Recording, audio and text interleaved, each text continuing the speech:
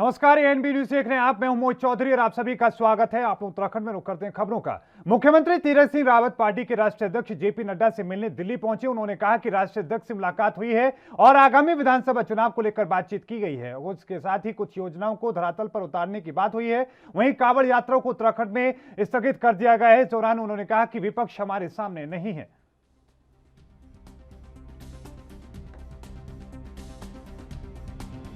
राष्ट्रीय अध्यक्ष जी मुख्यमंत्री से मिलना हुआ और आगामी चुनाव को लेकर के बातचीत हुई है। किस तरह हमको उत्तराखंड के अंदर विकास करना है और केंद्र सरकार के द्वारा जो योजनाएं हैं उनको धरातल पर उतारना है। प्रदेश सरकार की ओर से बहुत सारे काम इस समय हम लोग किए हैं, तो उनको जनता तक ले जाने की बात। साथ में अभी कांवड़ भी है, तो उसको हमने स्थगित किया है।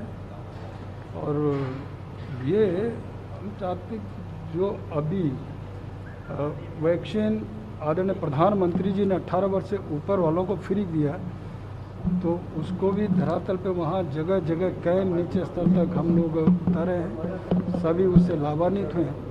ऐसा एक प्रकार का काम हम लोग करेंगे। देखिए, मैं ये नहीं कहता विपक्ष क्या कर रहा है क्या नहीं कर रहा, ये उसका अपना काम है और विपक्ष कहीं भी जनता के सामने है नहीं, जनता नकारा है।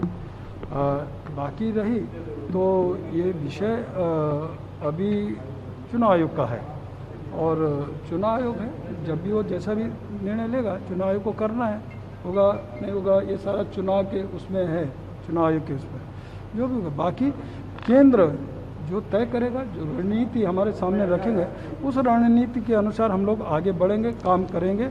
और मैंने कहा ना कि उस योजनाओं को हम आगे धरातल पर उतारेंगे, ये हम करेंगे।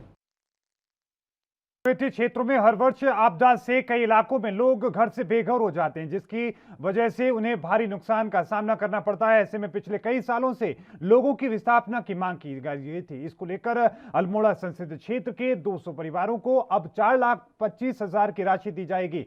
अल्मोड़ा पिथौरागढ़ के सांसद अजय टमटा ने बताया कि उनके द्वारा राज्य सरकार से लोगों को विस्थापना के लिए आग्रह किया गया था, जिससे लिए उनके लोकसभा के 200 परिवारों के लिए सरकार द्वारा धनराशि दी जा रही है। उन्होंने बताया कि प्रथम चरण में डीडी हाट, धारचूला और इसके साथ ही मुनियारी के 200 परिवारों को 4,24,000 की राशि दी जाएगी।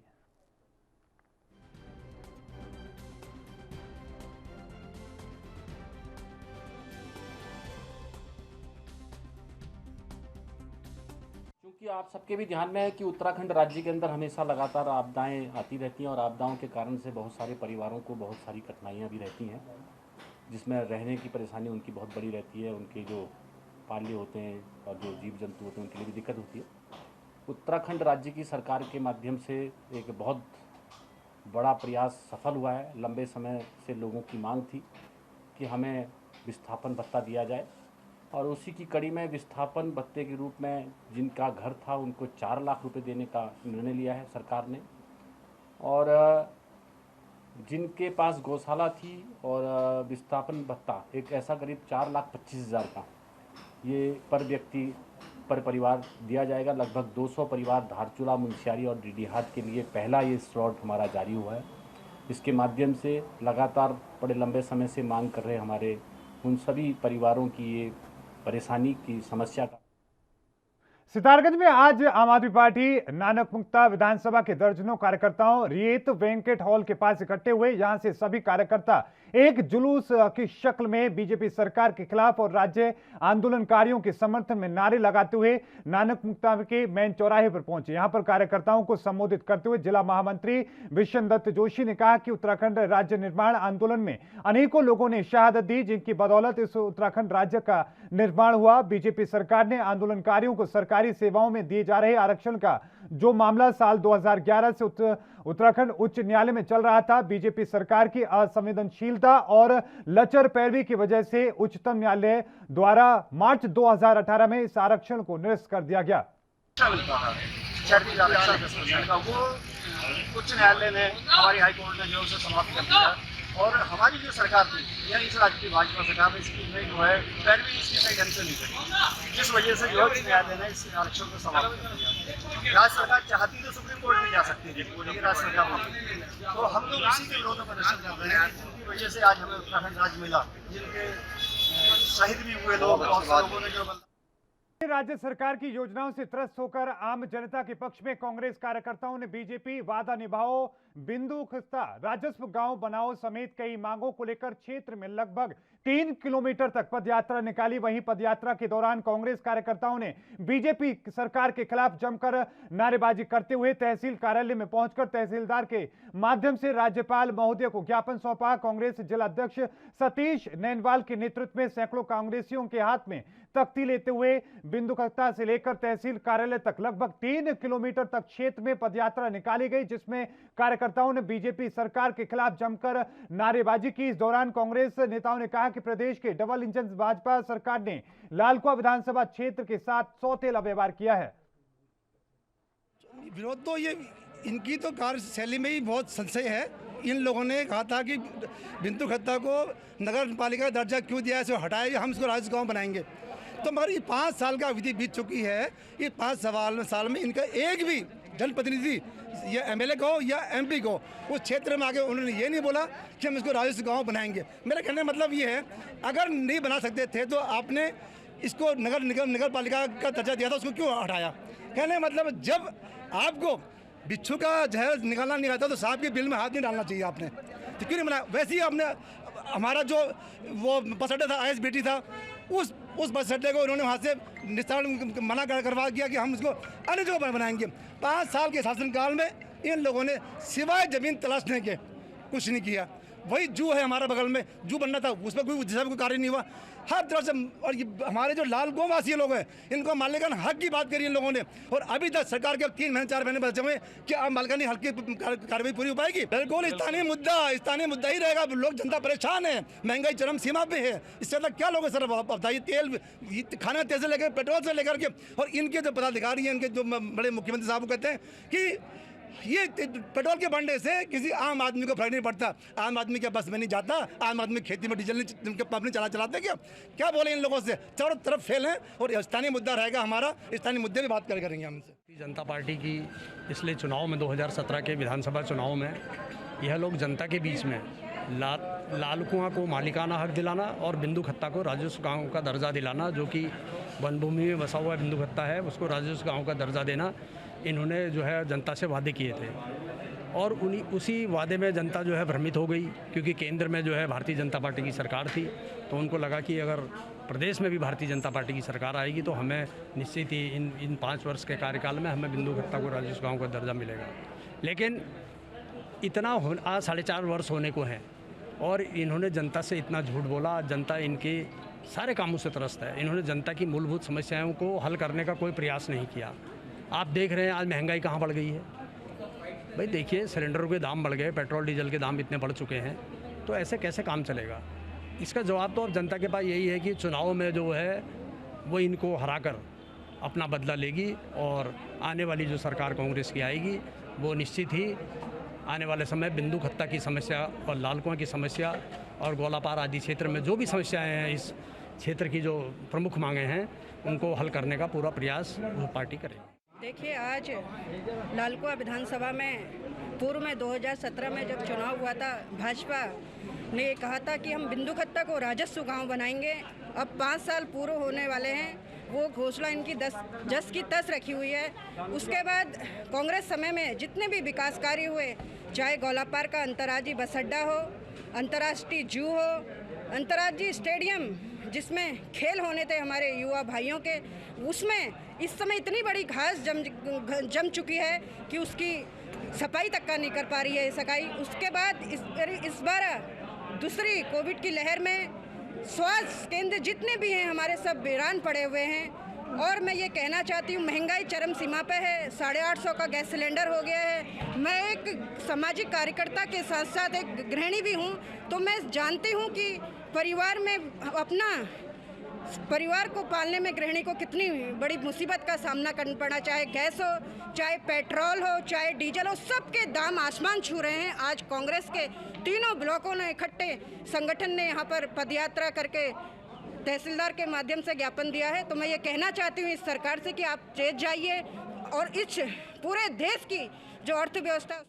कोरोना काल के बीच पंचायत चुनाव की सुगबुगाहट भी अब तेज हो चली है। आपको बता दें कि अभी भी प्रदेश भर में रियायतों के साथ में कोविड कर्फ्यू लागू है, लेकिन इसी बीच आपको बताते चले कि वोटर लिस्ट संशोधित करने का काम किया जा रहा है। जनपद हरिद्वार के नारसिंह ब्लॉक में कुछ ग्रामीणों ने वोटर लिस्ट से नाम गायब होने की शिकायत की है। ग्रामीणों का कहना है कि जिला पंचायत चुनाव होने से पूर्व उनके नाम मतदान सूची से गायब हैं। ऐसे में उनके मतदान का अधिकार उनसे छीना जा रहा है, जो मानव अधिकारों का हनन भी है। ग्रामीणों का साफ कहना है कि वो ब्लॉक क्षेत्र के मूल निवासी हैं और पुश्तैनी संपत्ति के वारिस थे, और इसके साथ ही इसके बावजूद इनके मतदान सूची से उनका नाम गायब कर दिया गया है। ग्रामीणों ने राजनीतिक षड्यंत्र के चलते जानबूझकर नाम काटने के आरोप लगाए हैं।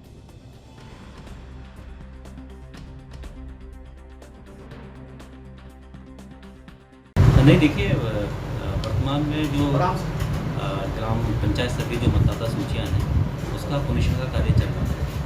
तो आपके द्वारा जो प्रकरण संज्ञान में लाया गया है, तो इस विषय में वीडियो से वार्ता हुई थी। उनके द्वारा अवगत कराया गया है कि 5 तारीख तक 5 जुलाई तक अभी नाम जुड़ने भी है और क्वेश्चन भी होना है। तो अगर कोई व्यक्ति किसी व्यक्ति का नाम मतदाता सूची में दर्ज नहीं है या छूट गया है या गलत तरीके से किसी को डिलीट कर दिया गया है, तो 5 तक अपनी आपत्ति पुट कर सकता है, अपना दावा दे सकता है नाम ऐड करने के लिए या किसी व्यक्ति का नाम के डिलीशन के लिए।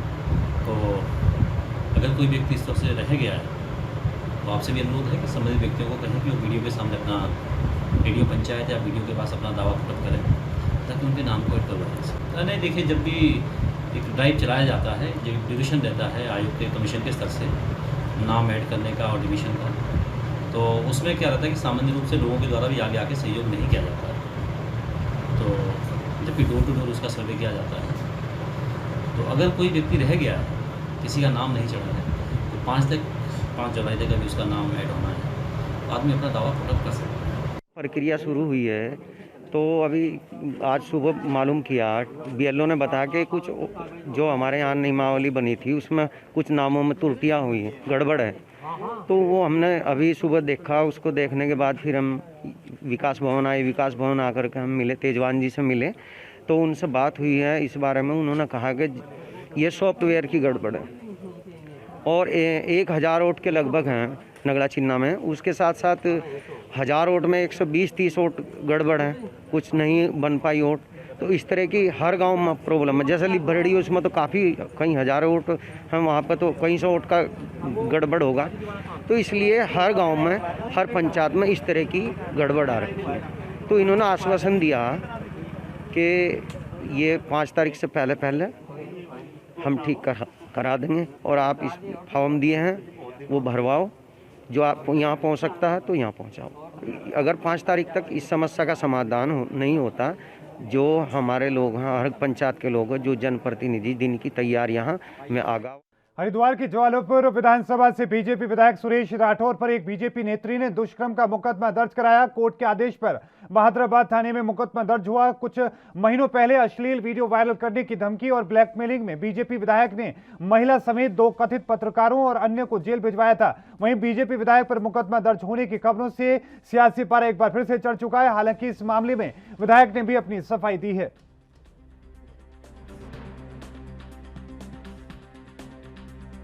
कहना चाहता हूं और मांग करता हूं सरकार से कि मेरी जान माल को खतरा है। मैंने पहले भी अपनी सुरक्षा की दृष्टि से बात की थी। मैं स्पष्ट करना चाहता हूं, जो लोग। और इस बीच रुकेंगे एक छोटे से ब्रेक के लिए, जल्द हाजिर होते हैं।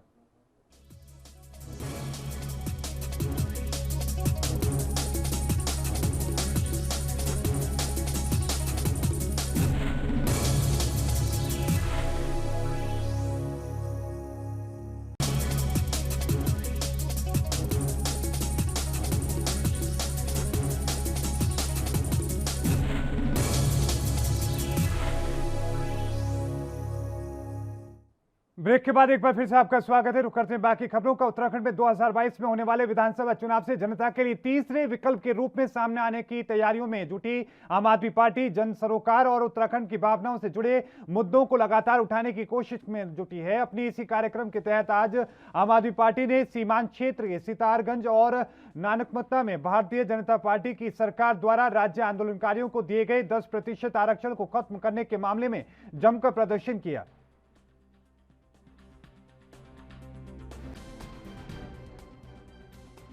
इन लोगों के खून पसीने के बदले में बने हैं।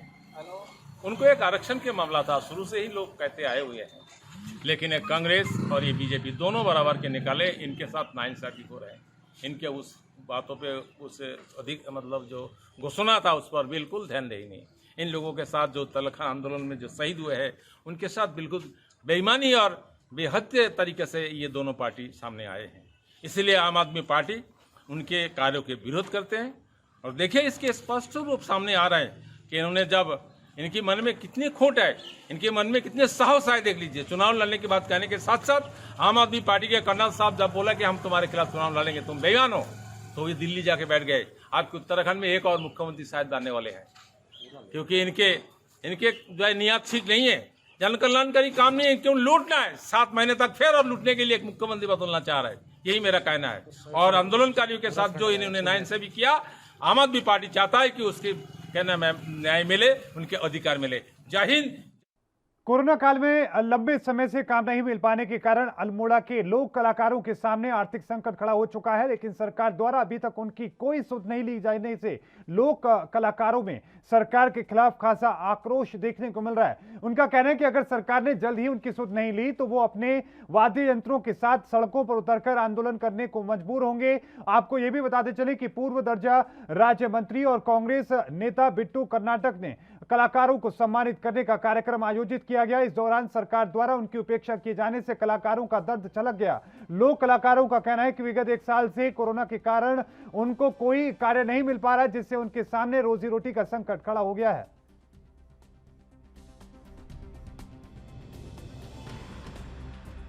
कलाकारों की स्थिति इस समय इस कोरोना काल में बहुत ही दयनीय बनी हुई है। और जब से उत्तराखंड राज्य बना है तब से कलाकारों का सिर्फ अनदेखी की जा रही है सरकार द्वारा। ना ही उनका मानदेय बढ़ाया जाता है, ना ही उनको कोई और जो सुविधाएं होती है, चाहे वो मेडिकल के तौर पे हो, चाहे शिक्षा के तौर पे हो, कोई भी सुविधा ऐसी उनके बच्चों, उनके परिवार को नहीं दी जाती है। बड़ा ही दुर्भाग्य है हमारा कि सरकार, हमने सोचा था कि हमारा उत्तराखंड एक राज्य अलग बनेगा और कलाकारों को एक नई पहचान मिलेगी, लेकिन वर्तमान में कोविड काल चल रहा है और 18 माह से हमारे कलाकार बेरोजगार हैं पूरे उत्तराखंड के, और कोई भी कार्यक्रम नहीं हुए। और जब सांस्कृतिक कार्यक्रम होते हैं, मेले ठेले होते हैं, कौतिक होते हैं, कौतिक की रौनक हुआ करते हैं हमारे लोक कलाकार, उन लोक कलाकारों को कुछ सुन लेने वाला नहीं है। और 4 माह में 1 टाइम केवल 1000 रुपये की घोषणा की थी उत्तराखंड सरकार ने, वो भी कलाकारों के खाते में नहीं आ पाए हैं और बहुत जटिलता है उस परफॉर्मा को भरने के लिए।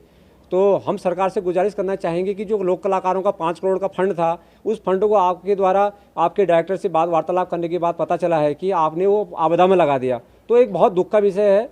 और वर्तमान में लोक कलाकार आक्रोशित हैं क्योंकि 18 माह से उनके परिवार की स्थिति ऐसी हो रही कि भुखमरी की हाल हो रहा पूरे उत्तराखंड के कलाकारों की। और वर्तमान में कलाकार किस अपनी ज़िंदगी कैसे जी रहा है, मुफलिसी में अपनी ज़िंदगी जी रहा है। तो सरकार हमारी तरफ कोई ध्यान नहीं दे रही है, और अगर ध्यान नहीं देगी तो आने वाले समय में हुड़के सुड़के के साथ सभी लोक कलाकार रोडों में आने में, सड़कों में आने में देर नहीं करेंगे। जब से कोरोना की पहली लहर से आज तक हमारे सभी सम्मानित जो कलाकार हैं, जिन्होंने अल्मोड़ा की हमारी सांस्कृतिक नगरी को अंतर्राष्ट्रीय स्थान दिलाया है, और आज वो कलाकार पिछले 1.5 साल से बिल्कुल बेरोजगारी की कगार पे हैं। सरकार उनकी सुध नहीं ले रही है, और आज स्थिति यह है कि यह कलाकार जो है भुखमरी के कगार पे। अगर आपने हमारे कलाकारों की बातें सुनी होंगी तो इस समय की स्थिति बहुत बुरी है। तो सरकार तत्काल उसका संज्ञान भी ले, जो कलाकारों की मांग है उसे पूरी भी करें। और अन्य राज्यों ने, कुछ कतिपय राज्यों ने उनको मानदेय के रूप में 5000 रुपये प्रति माह की धनराशि देनी शुरू भी कर दी है। तो ऐसे लोक कलाकारों को, जिन्होंने हमारी सभ्यता संस्कृति को जीवित रखा है, सरकार को उन्हें मजबूत करना चाहिए, ताकि आने वाली पीढ़ी हमारी इस सभ्यता संस्कृति, चाहे वो झोड़ा चांचली छपेली, हमारी पर्वतीय शैली की होली हो, चाहे हमारी रामलीला हो, उन्हें संरक्षित करने का काम करें। ऋषिकेश एम्स से अब नेत्रविहीन लोगों के लिए एक अच्छी खबर सामने आई है। बता दें कि लोगों को नेत्रदान करने के प्रति जागरूक करने के लिए लायंस क्लब और अन्य सामाजिक संस्थाएं प्रयास कर रही हैं। जागरूक होकर कई परिवार मरने वालों के नेत्रदान करने से भी लगे हुए हैं, लेकिन समय पर नेत्रविहीन लोगों की मदद नहीं हो पाती। तो वहीं चमोली जिला एक ऐसा दूरस्थ एवं दुर्गम गांव जहां जाने के लिए 25 किलोमीटर पैदल मार्ग से चलना पड़ता है। वहां के लोग आज भी स्वास्थ्य एवं सड़क दूरसंचार जैसी मूलभूत समस्याओं से जूझ रहे हैं। लोग आज भी इन सुविधाओं का लाभ नहीं उठा पा रहे हैं। जहां देश तरक्की कर रहा है, इंसान चांद पर पहुंच चुका है, उत्तराखंड चमोली जिले का दूरस्थ गांव दुमक कल गौट अपनी मूलभूत समस्याओं से जूझ रहा है। हालांकि यहां के ग्रामीण रोजमर्रा की चीजें लेने के लिए घोड़े से 25 किलोमीटर पैदल चलते हैं और उसके बाद वो बाजार पहुंचते हैं। अगर इस गांव में महिला या कोई बुजुर्ग बीमार पड़ जाता है तो बीमार व्यक्ति को यहां के ग्रामीण 2 पहिया वाली चलने वाली गाड़ी से डंडी करके उनके सहारे यहां से ग्रामीण अपने कंधों से लादकर बीमार व्यक्ति को स्वास्थ्य सामुदायिक केंद्र तक पहुंचाते हैं। और इस बीच रुकेंगे एक छोटे से ब्रेक के लिए, जल्द हाजिर होते हैं।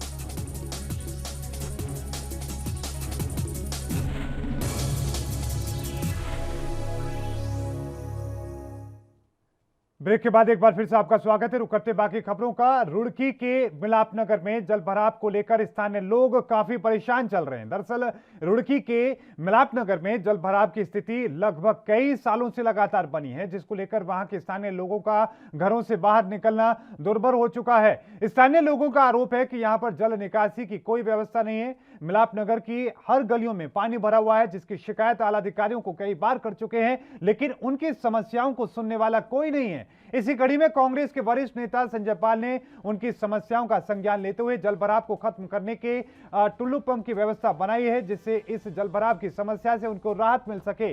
वहीं मौके पर मौजूद वरिष्ठ कांग्रेस नेता संजय पाल का कहना है कि यहां से पानी को निकालकर 400 मीटर के दूर खेतों में डाला जाएगा और यहां के लोगों की जलभराव की समस्या को दूर किया जाएगा।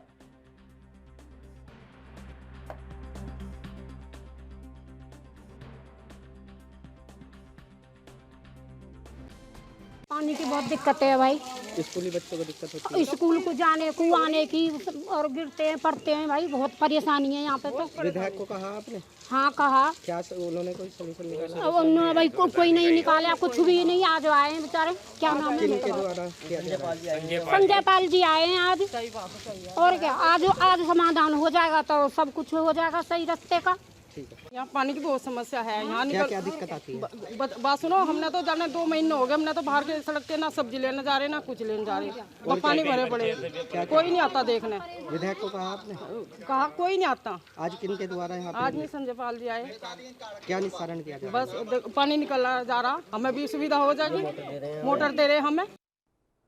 उत्तराखंड में देखने को मिल रहा है कि तहसील विकासनगर क्षेत्र में सरकारी भूमि पर अवैध कब्जा करना आम सी बात हो गई, जिसके चलते आए दिन तहसील में क्षेत्र के लोग एसडीएम को अवैध कब्जा छुड़ाने की गुहार लगाते नजर आते हैं। ऐसा ही मामला तहसील विकासनगर में आया है, जहां पर ग्रामीणों द्वारा उप जिलाधिकारी सौरभ सवाल को ज्ञापन सौंपा गया और ज्ञापन के माध्यम से बताया गया कि ग्राम पंचायत बादामवाला पर कब्जा करना चाहती है, जिसका उसे कोई वैधिक अधिकार नहीं है। महिला को आवासीय पट्टा जहां आवंटित किया गया है, वो महिला अपना निर्माण कार्य ना करके अन्य दूसरी जगह पर निर्माण कार्य करने की कोशिश कर रही है, जिसका ग्रामीणों ने खुलकर विरोध किया। और इसके साथ ही कब्जाधारी का कहना था कि उक्त भूमि हमारी है, इसके दस्तावेज भी हमारे पास हैं। एसडीएम कोर्ट में वादा भी इसको लेकर चल रहा है, लेकिन ग्रामीणों का कहना है कि ये भूमि ग्राम समाज की है।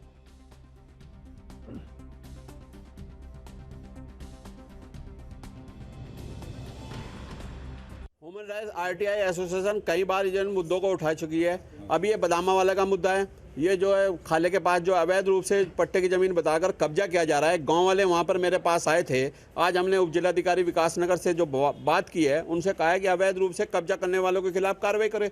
उन्होंने हमें आश्वासन दिया कि हम जो है इस पर कार्रवाई करेंगे। और कुछ लोग जो इस तरह से कब्जा कर रहे हैं, हमारे विकासनगर क्षेत्र में कई गाँव हैं जो आज जो है कब्जे से उठे हैं, तो हम इसके RTI से सूचना भी मांगेंगे कहाँ कहाँ कब्जे हैं, कौन कौन अधिकारी इसमें शामिल हैं। मुझे ऐसा प्रतीत होता है कि यहाँ पर जो है बहुत लोग जो है शामिल हैं और जो है इसके लिए जो है अभी अगर इन्होंने इस पर नहीं किए तो हमें मानव अधिकार भी जाना पड़ेगा, माननीय मुख्यमंत्री जी से भी मिलना पड़ेगा और लोगों से भी हमको जो है मिलना पड़ेगा कि क्योंकि जो इस उत्तराखंड जो शासन है वो विकासनगर तहसील की CBI जांच होनी चाहिए। मैं इस चैनल के माध्यम से कहना चाहता हूं कि अवैध रूप से कब्जा करने वालों पर कार्रवाई हो। अभी डाक पत्थर में अवैध रूप से कब्जा करने वालों के लिए अभी जो है उप जिलाधिकारी ने एक थाना विकासनगर के अंतर्गत जो चौकी डाक पत्थर है वहाँ पर भी अभी एक कार्रवाई की है, उस आदमी को जेल भेजा है। तो अगर इस तरह अगर हमारे क्षेत्र में होगा तो अवैध रूप से जो कब्जा रोका जा सकता है। नामा वाले से कुछ ग्रामीण मेरे पास आए हैं जिसमें पट्टे को लेकर कोई विवाद है,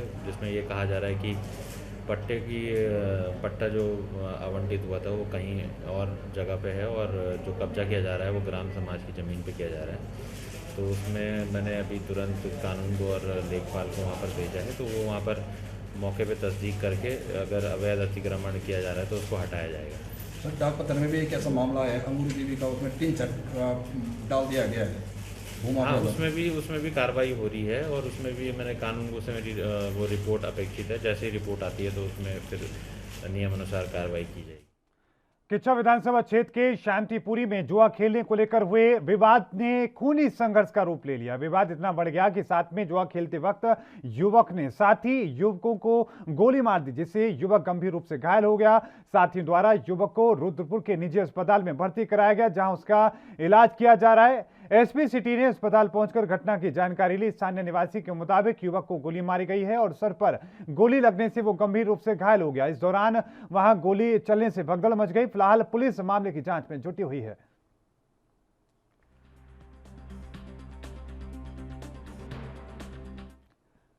और इस बीच रुकेंगे एक छोटे से ब्रेक के लिए, जल्द हाजिर होते हैं।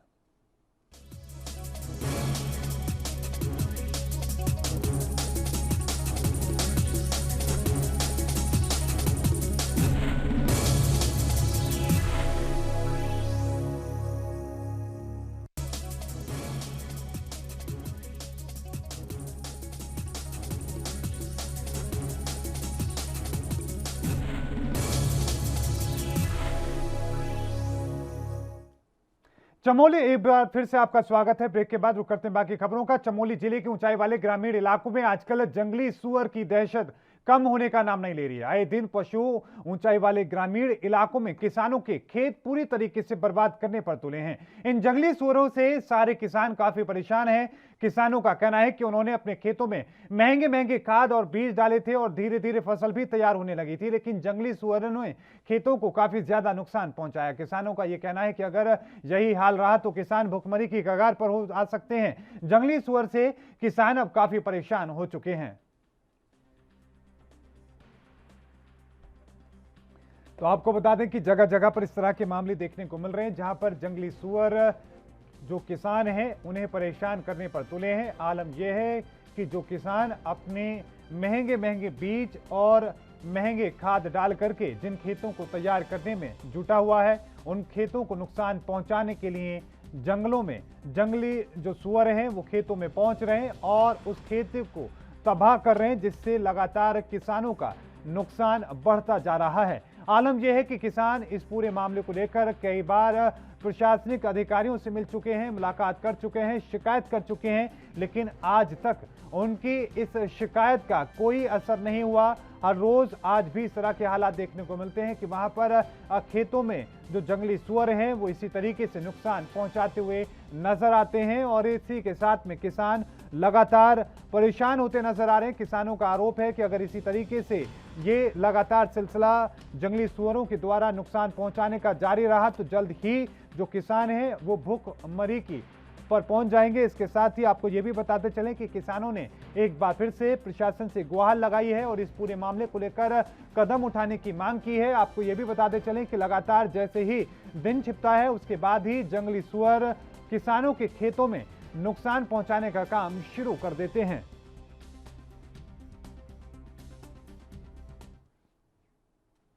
और इस बीच रुकेंगे एक और छोटे से ब्रेक के लिए, जल्द हाजिर होते हैं।